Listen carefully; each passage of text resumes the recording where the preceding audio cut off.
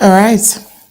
A whole lot of other angles to analyze the president's speech from and Barrister Mbeseha. You can see how we tried as much as possible to try to fix them together. And there were a lot that he said that we couldn't, still include in tonight's news. But I love the part where he said he's not going to be talking much moving forward. He's going to allow his actions speak for him. President doesn't talk much. But for this particular interview, I was impressed. What would be your striking point or the angle you admired or got you very interested or yeah in the interview of yesterday? Well, I think the president sent out a number of messages, most of whom we already know, but some of which were actually emphasis.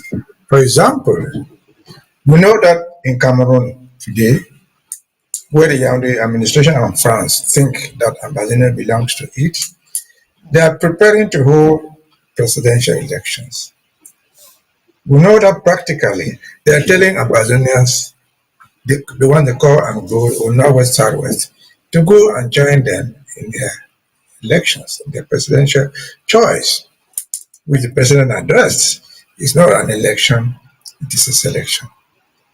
But he went further. Even if there was an election, should we Ambazonians take part in it? He said no. Why?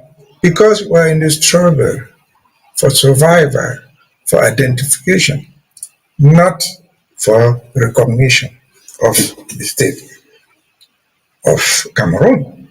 Elections are meant to select leaders over a given territory. The territory of Cameroon, which we believe we're not part of it, which everybody knows, even internationally, that there's war going on there. What is the war about? Is it about something internal? No. The war is essentially between Ambazonia, which they call Anglophones, and the Francophones. What is it about? It is about institutional restoration. Share the presidency of Yaoundé, whoever becomes the presidency, can he or she throw the election solve our problem? No, they will never give you independence. They are the ones who create the institutions that we're fighting for to restore. And then he added again, this is the selection. Is it possible for them, even in the selection process, to choose an ambassador because they are running for it? The answer is clearly no, because it's based on documented evidence, a historical precedent, that they have stated that what they call Cameroon, which according to them includes the Anglophones, they have stated publicly and privately that an Anglophone, that is an ambassador, shall never be the president of Cameroon. So why take part in the charade that you yourself, you cannot, in fact, you cannot go to vote when you cannot be voted. That's the bottom line. An election means you go to vote or to be voted. And so, just on those basis, again, he addressed elections. Why we should not be part of it. We should be concerned with our restoration, with our fight.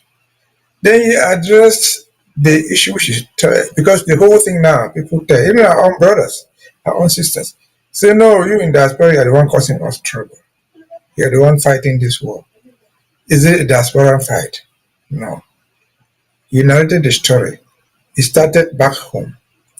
And what happened? They were chased away. They were haunted.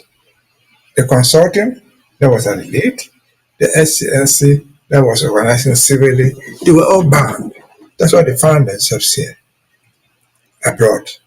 Diaspora, be in Nigeria, in America, in France, anywhere, they are out of the country. And so it is not a diaspora fight. Who are those fighting the war? You and me are not fighting any war. We're simply talking about it. The people who have been shot day and night, killed like that woman with her twins, are the people at home, in the home front. They are the people in Bamenda, in Buya, in Kumba, in Buya, anywhere in the Ambazonia, not you and me. So diaspora is only helping to have their voices heard. Because they cannot be able to make this point back home.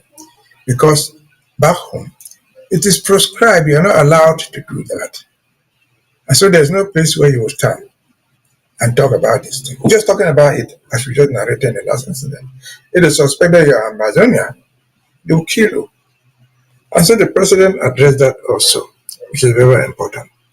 Then he dared again with diplomacy. He narrated the story of the Kansas City Three, who are Ambazonians who were caught right here in the United States, trying to assist the people to defend themselves, to survive, maybe giving them food.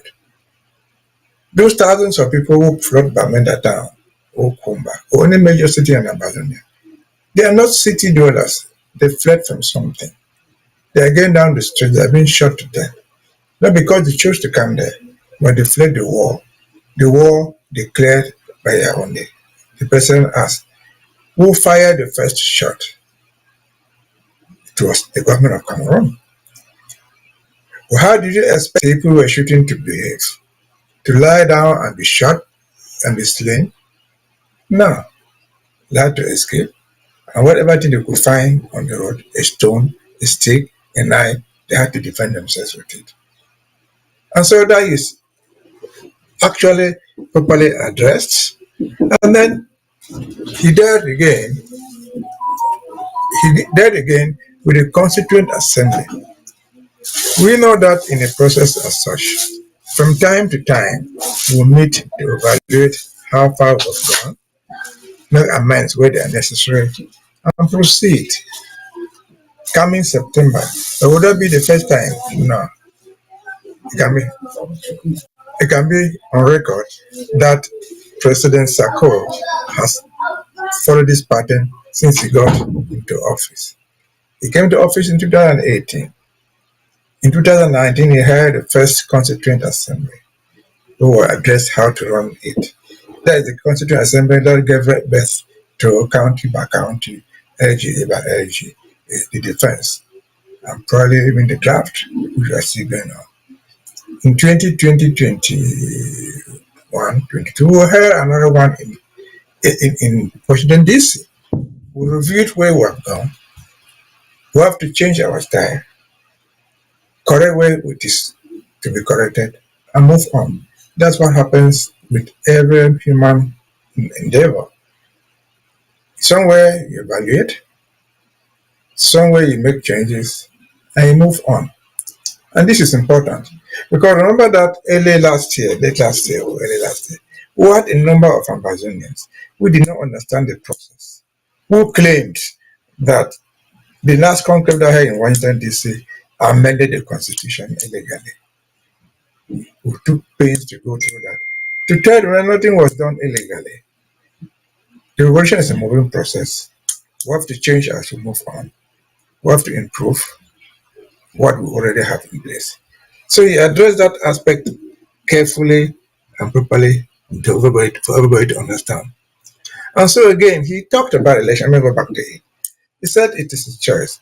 Where else on earth do you have election by portrait? You use portraits to elect people. Not anywhere.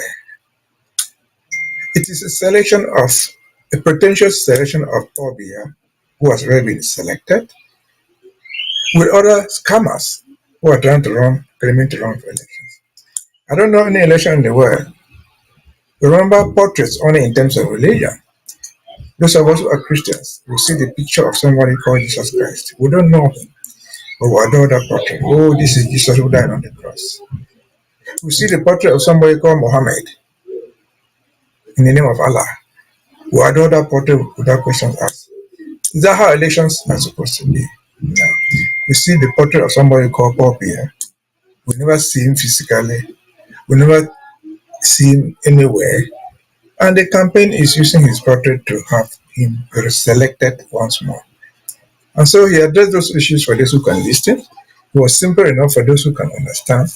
And so we could take years to analyze this, but this is the short that I can give you for now as the time goes on.